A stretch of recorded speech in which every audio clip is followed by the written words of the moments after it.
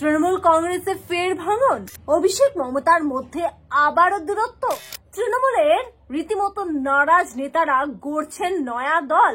বাংলায় নতুন দলের রেজিস্ট্রেশন হয়েছে, আগামী জানুয়ারি মাসে আসছে সেই নতুন দল। এই সমস্ত কথা এই মুহূর্তে রাজনৈতিক মহলে ঘোরাফেরা করছে। আর ভিউয়ার্স, শুধু রাজনৈতিক মহল না, আপনার পাড়ার ঠেক কিংবা বাসে ট্রামে উঠলেও আপনারা কিন্তু এই আলোচনা এই মুহূর্তে শুনবেন। যদিও বা কতটা রয়েছে সত্যতা, এই সমস্ত কিছু নিয়ে প্রশ্ন রয়েছে। তবে আজকে দ্য পাবলিক পোল ব্রেকিং নিউজে আপনাদের সঙ্গে আড্ডায় এই টপিকটা নিয়ে আলোচনা হবে।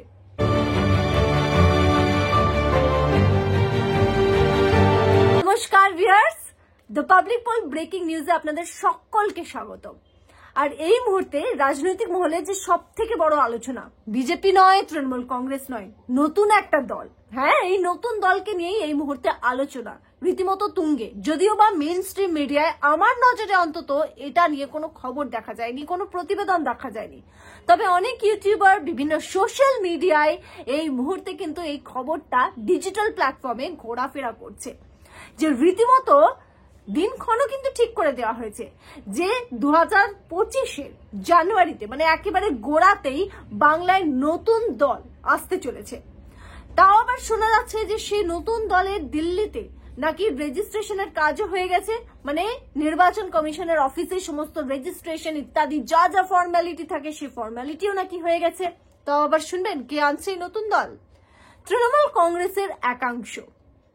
কেন? তারও একটা যুক্তি এই মুহূর্তে কিন্তু কানে ঘোরাফেরা করছে বা আলোচনায় আড্ডায় উঠে আসছে। সেটা হচ্ছে তৃণমূল কংগ্রেসে যারা অভিমানী নেতা নেত্রীরা রয়েছেন তারাই নাকি তৃণমূল কংগ্রেস থেকে সরে গিয়ে এই নতুন দল গড়ছে। এখানেই কিন্তু এই আলোচনা থেমে নেই।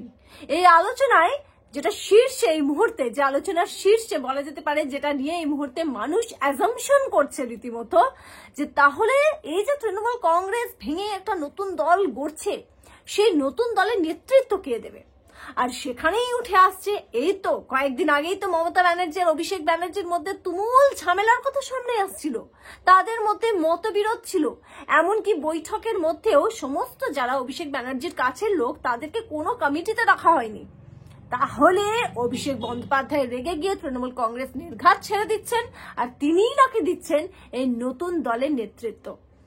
এটা কোনো সত্যতা নেই এই খবরে, রীতিমতো আলোচনা চলছে, বিভিন্ন মহলে এটা নিয়ে আলোচনা চলছে যে সত্যিই কি তাহলে আসছে নতুন দল। অন্যদিকে রাজনৈতিক মহলে একটা অন্য রকম অঙ্ক কষা হচ্ছে। কি অঙ্ক? সামনেই রয়েছে দুটো নির্বাচন বাংলায়, এবং তার মধ্যে 2026-এর যে নির্বাচন, বিধানসভার নির্বাচন ভীষণই গুরুত্বপূর্ণ, স্পেশালি তৃণমূল কংগ্রেসের জন্য, মমতা ব্যানার্জির জন্য। আবারও নতুন ভাবে ক্ষমতায় আসা, আবারও মুখ্যমন্ত্রী হওয়া, তৃণমূল কংগ্রেসকে শাসক হিসেবে স্থাপিত করা, জয়লাভ করা নির্বাচনে। আর তার জন্যই যেটা পশ্চিমবাংলায় যে কালচার, সেটা ভীষণভাবে প্রচলিত রয়েছে, ইতিহাস কিন্তু বলছে, সেটা কি? ভোট কাটার রাজনীতি। ভোট কাটার রাজনীতির এই খেলা কিন্তু আচ্ছা গদি ফেলে দিয়েছে। শুধু এখানেই কেন, আমরা মহারাষ্ট্রতে বা অন্যান্য রাজ্যতেও দেখেছি যে এমন একটা নতুন দল আসলো যে ভোট কেটে এদিক ওদিক করে রীতিমতো ক্ষমতাতেও কিন্তু এসে গিয়েছে, এটাও আমরা দেখেছি।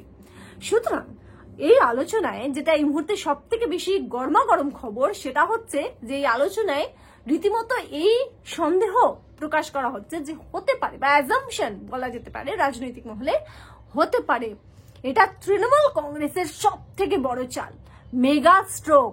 2026-এর নির্বাচনে সমস্ত ভোট নিজের ঝুলিতে আনার, আবার ক্ষমতায় আসার এটা সব থেকে ভালো পন্থা, মাস্টার স্ট্রোক দিয়েছেন মমতা ব্যানার্জি, বলছেন অনেকে। এবার আপনাদেরকে বলি যে কেন এই কথা বলা হচ্ছে। নিশ্চয়ই আপনাদের মনে আছে 2016-র নির্বাচন, 2016, এবং 2016 সালে কি হয়েছিল? দেখা গিয়েছিল যে সিপিএম এবং কংগ্রেস যে জোট বেঁধে যে নির্বাচনী লড়াইটা লড়েছিলেন, রীতিমতো মুখ থুবড়ে পড়েছিলেন। মানে কংগ্রেসের ফলাফলেও শূন্য, আবার ওইদিকে বামেদেরও ঝুলিতে কি হয়েছিল? শূন্য। অর্থাৎ এই যে বামফ্রন্ট আর কংগ্রেসের জোটটা, সেটা কতটা বড় ফেলিয়ার ছিল, ভুল সিদ্ধান্ত ছিল, সে কথা কিন্তু খোদ মমতা বন্দ্যোপাধ্যায় নির্বাচনের রেজাল্ট বেরোনোর পর বলেছিলেন এটাই বামফ্রন্টের সব থেকে বড় ভুল, যে তারা এইভাবে একসঙ্গে গিয়েছেন, জোটে গিয়েছেন, আর অন্যদিকে বিজেপি সমস্ত ভোট কেটে বেরিয়ে গেছে। আর এই ভোটাভুটির খেলা যে আমাদের রাজ্যে ভালো ভালো রং দেখায় সেটা আমরা আগে থেকেই জানি। সুতরাং যারা বলছেন এই বিষয়টা নিয়ে আলোচনা করছেন তাদের এটাও অ্যাজাম্পশন যে এটা মমতা বন্দ্যোপাধ্যায়ের মাস্টার স্ট্রোক হতে পারে। কেন? তার কারণ সামনেই রয়েছে বড় বড় নির্বাচন, যেটা এক্ষুনি বললাম 2026-এর নির্বাচনটা ভীষণই গুরুত্বপূর্ণ। আর এমন সময় আরজিকর কাণ্ড, দুর্নীতি, নানান ধরনের ঘটনায় মমতা ব্যানার্জির সরকার রীতিমতো সমালোচনার মুখে পড়েছে। আর সেই সমালোচনার প্রতিফলন যাতে কোনোভাবে ভোট ব্যাংকে না হয় সেই কারণেই মমতা বন্দ্যোপাধ্যায়ের এটা মাস্টার স্ট্রোক হতে পারে। শুধু এখানেই থেমে নেই এই আলোচনায় আবার সংযোজন হচ্ছে যে আমরা দেখেছি যে প্রত্যেকবার নির্বাচনের আগে মমতা বন্দ্যোপাধ্যায় এবং তৃণমূল কংগ্রেস যেটা করে একটা মাস্টার স্ট্রোক দেয়। আমরা দেখেছি লক্ষ্মীর ভান্ডারের টাকা বাড়িয়ে দেয়া, সংখ্যালঘুদের জন্য বিভিন্ন রকমের ব্যবস্থা করে দেয়া, কিংবা তাদেরকে বিভিন্ন ধরনের সুযোগ সুবিধা ইত্যাদি দেওয়া। এই সমস্ত কিছু কিন্তু ভোটের আগে তৃণমূল কংগ্রেসের মাস্টার স্ট্রোক হয়। আর দেখা যায় সেই মাস্টার স্ট্রোকের মাধ্যমে বাজিমাত করে তৃণমূল। এবারে আমরা দেখেছি লোকসভা নির্বাচনে যে দেখা গেছে 42টা সিটের মধ্যে 29টা তৃণমূল কংগ্রেস জয় করেছে, মানে ভাবা যায় না এতগুলো সিট। আর সেই নিরিখে যদি আমরা খাতায় কলমে অঙ্ক কষি তাহলে কিন্তু এই বিধানসভা 2026-এর বিধানসভায় হাসতে হাসতে 200 পার তৃণমূল কংগ্রেস কিন্তু করে ফেলবে। কিন্তু এক্ষেত্রেই প্রশ্ন যে এই যে বিভিন্ন ধরনের ইস্যু যার জন্য তৃণমূল কংগ্রেস সমালোচনার মুখে পড়ছে কিংবা তৃণমূল কংগ্রেস কোণঠাসা হচ্ছে, সেখানে কি বেকায়দায় পড়তে পারে তৃণমূল? মানুষ কি অন্য কোনো পথ বেছে নিতে পারে? কিংবা বাংলাদেশ ইস্যু যেটাকে শুভেন্দু অধিকারী ভীষণভাবে কাজে লাগিয়েছেন, সেখানে কি ধর্মের নামে ভোট ভাগাভাগি হতে পারে? যেটা 2021 সালে দেখা গিয়েছে কিন্তু বাজিমাত করেছিল, এই ধর্মের নামে ভোট কামিয়ে রীতিমতো বাজিমাত করেছিল বিজেপি, সেটা কি আবারও হতে পারে? সেই আশঙ্কা থেকেই নাকি এই নতুন দলের সৃষ্টি। ভোট কাটাকুটি এদের মধ্যে চলবে এবং চতুর্মুখী একটা লড়াই চলবে যার মধ্যে তৃণমূল কংগ্রেস করবে বাজিমাত। কারণ যারা তৃণমূল কংগ্রেসকে ভোট দিতে চাইবে না সেই ভোটগুলো বিজেপির ঝুলিতে না গিয়ে সেই ভোটগুলো চলে যাবে তৃণমূল কংগ্রেসের এই নতুন দলের ঝুলিতে।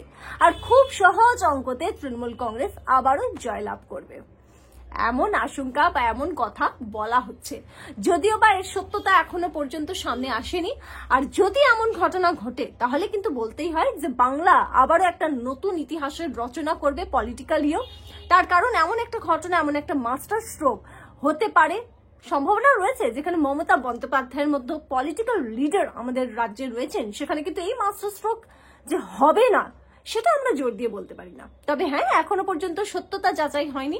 আর যদি হয় তাহলে কি হবে এই রাজনৈতিক দলের ভবিষ্যৎ, সেটা আপনারা বলবেন, কমেন্ট করে আমাকে জানাবেন। আর এই আজকের আড্ডা কেমন লাগলো সেটাও বলবেন। আবার একটা নতুন ভিডিও নিয়ে আপনাদের সঙ্গে দেখা হবে। দেখতে থাকবেন the public pole breaking news, জনতার দরবার।